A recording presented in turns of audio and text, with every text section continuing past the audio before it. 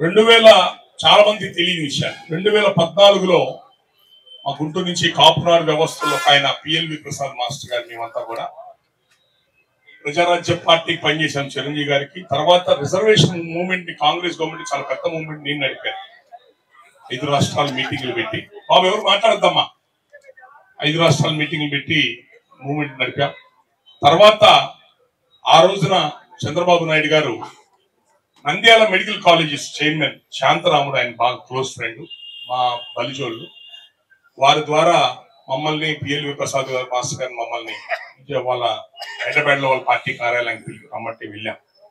వారి ఇంటికే వెళ్ళినట్టున్నాం, బహుశా ఎక్కడికో వెళ్ళాం, ఇంటికో ఎక్కడికి వెళ్ళాం. ఇది మన రేపు ఎలక్షన్స్ కి మాకు సహకరించండి అంటే పవన్ కళ్యాణ్ గారు బీజేపీ పార్టీకి సహకారం కూడా ముందుకు వచ్చారండి. బీజేపీని కలుపుకోండి, పవన్ కళ్యాణ్ గారిని కలుపుకోండి. ఆ రోజుకున్న సర్వే రిపోర్ట్ ప్రకారంగా జగన్మోహన్ రెడ్డి గారు టీడీపీ కూడా ఆ రోజు కూడా 2014 కూడా ఫైట్ బలంగానే ఉంది. డిఫరెన్స్ 1% ఇద్దరు మధ్య. మేము మొన్న రిజర్వేషన్ ఉద్యమం నడిపాం. మా రిజర్వేషన్ ఎప్పటి నుంచో సమస్య, మాకు కొంచెం చేసి పెట్టండి. బ్రాహ్మణులు ఒకళ్ళు అగ్రకులాల్లో పేదలు ఇబ్బంది పడుతున్నారు, బ్రాహ్మణులకి కాపులకి కార్పొరేషన్ లాగా ఏదైనా హెల్ప్ చేస్తానని చెప్పండి. మేము ఎవరో రికమెండ్ చేయాల్సిన అవసరం లేదండి, మా సమస్య ఎక్కడికి వెళ్ళినప్పుడు మీరే ఎత్తండి, మేము మా వంతు మేము సహకరిస్తామని చెప్పానంటే అది అన్ని పార్టీలు కూడా చెప్పాం. మాకు ఎవరు రిజర్వేషన్ ఎవరు చేస్తారని. ఆ రోజు చంద్రబాబు నాయుడు గారే బయటకు వచ్చి చెప్పింది, నేను చేస్తాను, ఖచ్చితంగా చేస్తానన్నారు. అన్నమాట ప్రకారమే జీవో ఇచ్చారు, సర్వే చేయించారు, అసెంబ్లీ తీర్మానం చేయించారు. నెక్స్ట్ కాపు కార్పొరేషన్ మన కాపు భవనాలకి 100 నియోజకవర్గాల్లో ల్యాండ్ శాంక్షన్ చేశారు, భూమి, దానికి డబ్బు కూడా కేటాయించారు. అవి ఇప్పుడున్న ప్రభుత్వంలో మొత్తం రద్దు చేశారు జగన్మోహన్ రెడ్డి గారు. మా కాపు సంఘంలో ఎవరు అడగరు, ఎందుకు అడగరో నాకు తెలియదు, అన్ని రద్దు చేశారు. బీసీ ఎస్సీలకు ఉన్నాయి హాస్టల్స్, వీళ్ళకి కూడా కొంత స్థలం ఇప్పించారు, అవి రద్దయి. చాలా చోట్ల నెల్లూరులో మంత్రి అప్పుడు చేసిన నారాయణ గారు డబ్బులతో కట్టించాడు కాపు హాస్టల్, దాన్ని ఇంతవరకు ఓపెన్ చేయించింది వైసీపీ వాళ్ళు. చిత్తూరు ఆదికేశ్వర నాయుడు ఫ్యామిలీ డబ్బు ఇచ్చి కట్టించారు, దాన్ని ఓపెన్ చేయనివ్వరు. ఇట్లా ఉన్నాయి చాలా సమస్యలు, బాధలు ఉన్నాయి. ఇది ఆ రోజున మా రిజర్వేషన్ మిగతా అవసరాల కోసం అన్ని ప్రభుత్వాలతో అప్రోచ్ అయ్యాం. ఆ రోజున ప్రభుత్వం ఏర్పడడానికి గల కారణాలు పవన్ కళ్యాణ్ గారి సపోర్టు, చంద్రబాబు నాయుడు గారు అడగటం, కాపులు కూడా చేసి పెడతామని చెప్పి అంటాం. ఇవన్నీ కూడా కూడి 1% డిఫరెన్స్ తో బయటపడటం జరిగింది. ఈ రోజున మన జగన్మోహన్ రెడ్డి గారి ప్రభుత్వం నడుస్తుంది, రేపు ఎలక్షన్కి వెళ్తున్నాం. నేను ఈ విషయాలన్నీ మీకు ఇప్పుడు ఎందుకు మాట్లాడుతున్నానంటే, ఇది వార్ వన్ సైడ్ మనం ఏదో గెలిచేస్తాం, ముందు కేడర్, ముందు ఆ మాటలు మర్చిపోండి. భారతదేశంలో ఎక్కడ జరగనంత దుర్మార్గపు ఎలక్షన్, డబ్బులతో కూడుకున్న ఎలక్షన్, దౌర్జన్యాలతో కూడుకున్న ఎలక్షన్ ఎక్కడ జరగనంత ఎలక్షన్ రేపు ఆంధ్రప్రదేశ్ లో జరగబోతుంది. జగన్మోహన్ రెడ్డి చాలా టఫ్ ఫైట్ ఇవ్వబోతున్నాడు, సామాన్యమైన ఫైట్ ఇవ్వట్లేదు, టఫ్ ఫైట్ ఇవ్వబోతున్నాడు.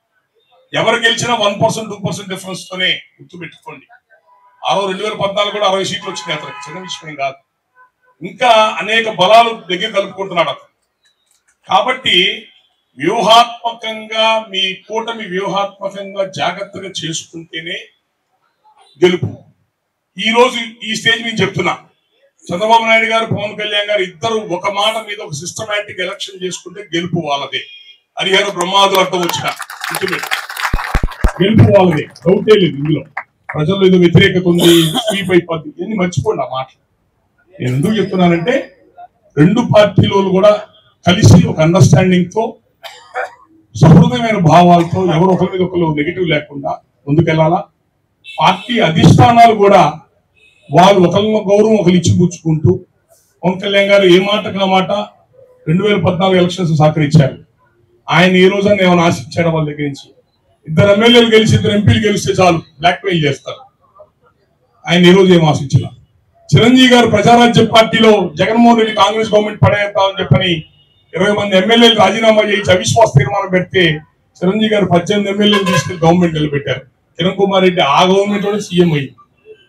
చిరంజీవి గారు ఎవరైనా బ్లాక్ మెయిల్ చేశారు ఎవరన్నా? లేదు. వాళ్ళకి ఆ కుటుంబానికి డబ్బు అధికారం మీద రంది లేదు, అలాంటి మనుషులు కాదు. చేతనైతే మంచి చేసే మనుషులే. కాబట్టి పవన్ కళ్యాణ్ గారు ఈ మధ్య ఇప్పుడు ఎలక్షన్స్ లో కూడా, మొన్న ఈ మధ్య కూడా టీడీపీ పార్టీతో కలిసి వెళ్దాం, ఒక అవినీతి పరితమైన పాలన దించాలా అనే కాన్సెప్ట్ లో ఆయన ఒక అడుగు ముందుకేసి మంచి ఆలోచనతో ఏదో పరువుకో ఏదో భేషాలకు వెళ్లకుండా ఆయన ముందుకెళ్తున్నాడు. ఇరు పార్టీలు కలిసి జాగ్రత్త చేసుకోవాలా. సీట్లు ఎక్కడెక్కడ ఎవరెవరు ఎక్కడెక్కడ నిలబడుతున్నాం ఏంటి అన్నది ముందుగానే డిక్లేర్ చేసుకొని ఎవరు పనులు చేసుకోవాలి. ఇప్పుడు గన్నవరం ఇన్ఛార్జ్ ఇచ్చారు, ఆయన పని ఆయన చేసుకుంటారు కదా. ఎలక్షన్ లోపు ప్రతి మనిషి ఒకసారి 2 సార్లు కలుస్తాడు. అటు 2 పార్టీల క్యాడర్ కూడా కలిసిపోతారు. ఎలక్షన్ ముందు కలిసి పనిచేయడం ఎవరు చేస్తారు? ముందు నుంచే పనిచేస్తుంది, ఒక అవగాహన వస్తుంది, పనిచేయడం తేలికొస్తుంది.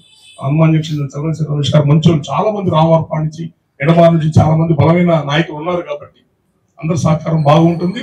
ఖచ్చితంగా గెలుపు పనివైపే ఉంటుంది. కాబట్టి మిమ్మల్ని కోరుకుంటున్నది ఒకటే, 2 పార్టీలు కూడా ఒక అవగాహనతో సిస్టమేటిక్ గా చంద్రబాబు నాయుడు గారు కూడా చెప్పాలి జనాలకు 2014లో ఏం ఆశించకుండా నాకు చేసి పెట్టాడు. ఎందుకంటున్నారంటే ఈ కాపు బీసీఎస్ కులాలండి అధికారం డబ్బులు కోరుకోరండి, ఆత్మగౌరవం కోరుకుంటారు. పవన్ కళ్యాణ్ గారిని బాగా చూసుకుంటే దాన్ని ఓట్లేసేస్తారు. ఇంకేమనుకో పవన్ కళ్యాణ్ గారిని గౌరవంగా చూసుకుంటే ఓట్లేసేస్తారు అంతే.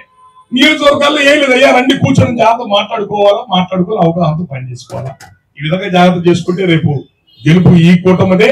కాబట్టి ఈ కూటమి యొక్క గెలుపు కోరుకుంటూ, రేపు రాష్ట్రం ఆల్రెడీ చాలా డ్యామేజ్ అయిపోయింది, అనే విధానం ఆగవల్లరయ్యాం, అప్పులు పాలయ్యాం.